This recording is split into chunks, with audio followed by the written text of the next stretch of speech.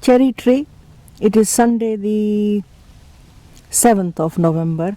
We've had one night of frost definitely. This being in the countryside may have had more frosty nights. This cherry tree is more in line, so it's doing well. What that tells me is that we have to chop down this undergrowth, which is mainly blackberries, but they don't produce any blackberries, to enable these these cherry trees to do well. We shall now look at the other cherry trees and see how they do. This is the second cherry tree.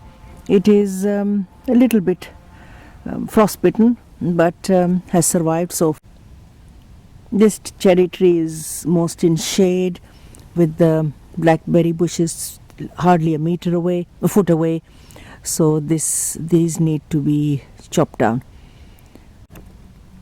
Here's another cherry tree, still alive, but again not doing that well, but it is alive. You never know. This cherry tree is doing well. It's the most in sunlight. Looks like it's healthy and nothing has eaten it, so that is good. This cherry tree is most in sunlight and has one fully grown leaf and another one on the way, so doing much better. Again, sunlight, so we need to improve the sun. And this cherry tree is leaning but still alive. Something seems to have nibbled it. Again, too close to the blackberry bushes, so need to get rid of the undergrowth. But the pond is quite fuller than I expected it to be. It has a bigger catchment area, but the paths around it need to be taken back. Again, the blackberries and the stinging nettles are moving forward.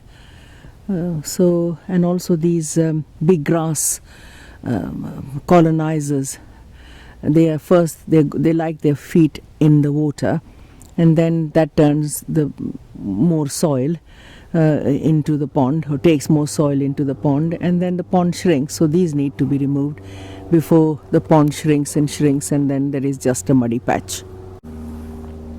White fungus growing on this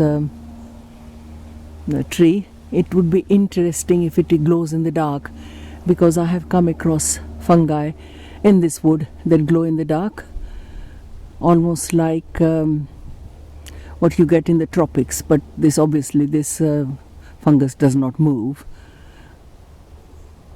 just stays on the trunk. These stinging nettles are doing well. They need to be cut back, because this is a path and only where I walk that I can get past, but if I don't take care, then there will be no path left. So these need to be removed. This is this year's growth, only about 4 or 5 weeks, and they're doing very well. Perfect, ideal climate at the moment. Here's another bed of stinging nettles, doing very well indeed. The stinging nettles mix up with the blackberries, so blackberries are a job to harvest in July, August. So these need to be taken back, or they will overwhelm the blackberries, wild blackberries.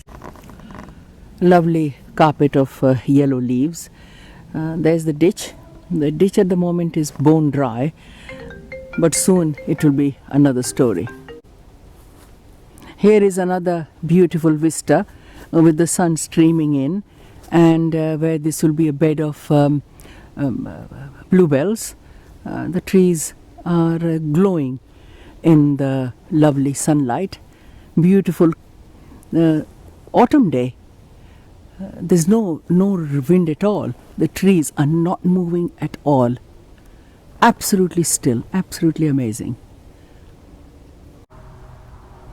Here are more toadstools, but they are different.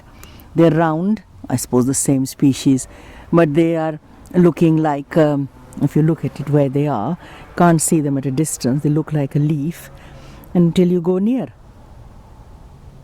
Excellent camouflage. You can see the view is now slightly different. There is slightly more sky opening.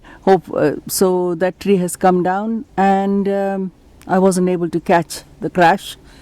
But hopefully in a week's time or a few days' time we can do the other one, and then a lot more sunlight will be able to get to the pond, which will be that for winter.